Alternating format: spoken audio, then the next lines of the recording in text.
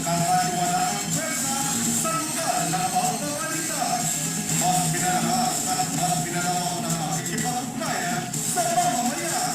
Aleco, Aliso, narito kasama niyo sila Lani Esguera, George Lutero.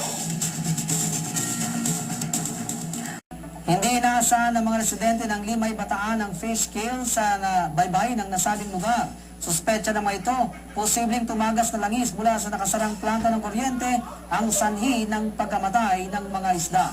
Magbabalita alerto alisto si Sara Maniago.